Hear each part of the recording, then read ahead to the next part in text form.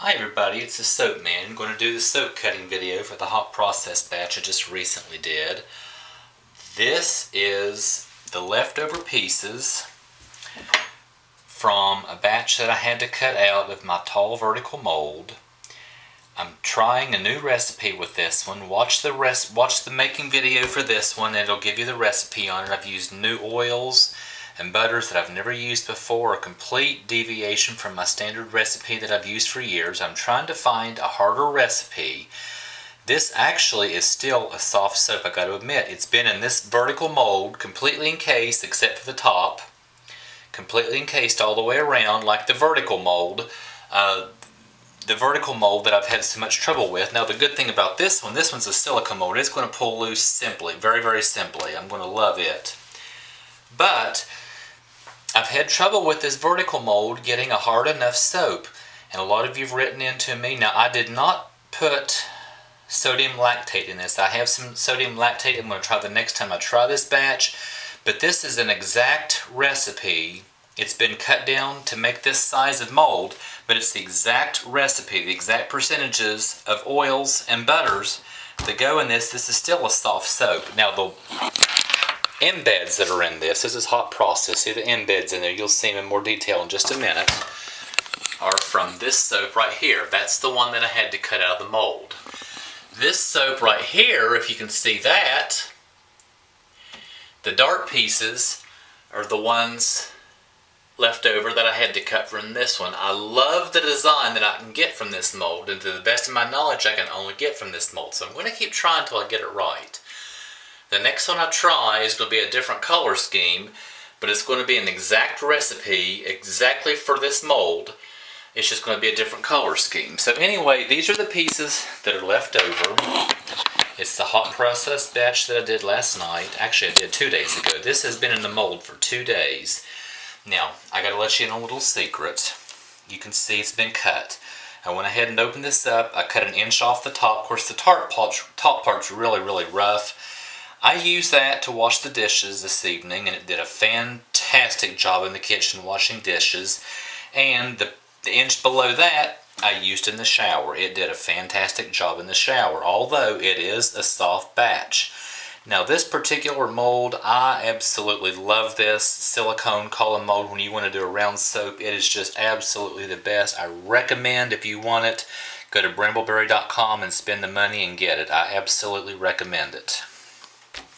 But watch this, it just peels apart so easily. Once your soap is ready to cut open, it's just so easy. And this mold will hold water. This mold will hold hot water. That is how tightly it seals. So here's going to be just a very simple cutting video. If you want to see the soap being made, go to the video. Here we go. Can you see this? Yes, you can. It's still very, very soft. 2 days in the mold. Very soft, even with hard oils and butters in it. But I do love this. This could very well be a new tried and true recipe for me. I've used my old one so many times, and it sets up really nice and firm, way nicer than this one, but this did exactly what I wanted to. The Wilton's food coloring is supposed to be a Christmas red, and it probably works well when you want to do it in frosting, but to get enough to make it red, your soap is just going to bleed and bleed and bleed red. So I just put a very, very small amount, and that's all it takes to get this bright, vibrant pink, and these colors mix in with it. And when I do scent my soap, I generally do it in hot process because I don't have issues with scent oils in hot process soap. And I use the Brambleberry Surplus Cherry Almond, and it smells fantastic in this soap.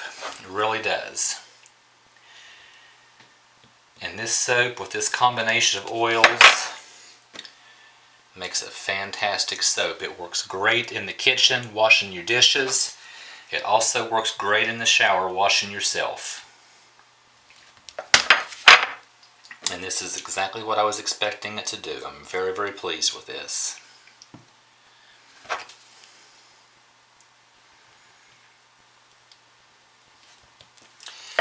Except for the fact I was expecting this to be a much harder bar of soap.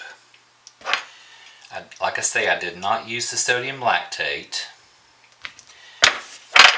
But I thought with palm oil and shea butter and a lot of coconut oil, I thought this would be a hard bar of soap. It's only 5% superfat, which is pretty common. And like I say, it's the exact recipe that was meant for that mold. I had to take the percentages and cut it down based on percentages to make it fit this mold. But it should be the exact same recipe meant for a smaller mold, so I'm a little leery of trying it in that mold again. But once again, if I have to cut the pieces out, then, you know, so be it. I know what I can do with them, so they don't go to waste. And this looks good, it smells good. For those of you who like the scent, especially a strong scent, and most of all, it works great in the shower. And even for me, since I use it outside the shower, like in the laundry, general cleaning, washing dishes, it works great that way too. I'm very pleased with the soap itself, other than the fact I was hoping it would be harder, and I'm just hoping when I try it again next time that the sodium lactate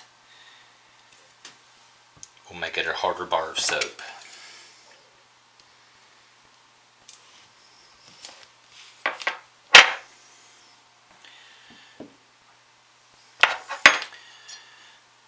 But I am overall pleased with this and the way it turned out. It's just the way it looks is just exactly the way I was expecting. Here we are, just this short cutting, and we got a short video if you want to watch it. And thanks for watching, and folks, you all have a great weekend. I'll talk to you later. Goodbye.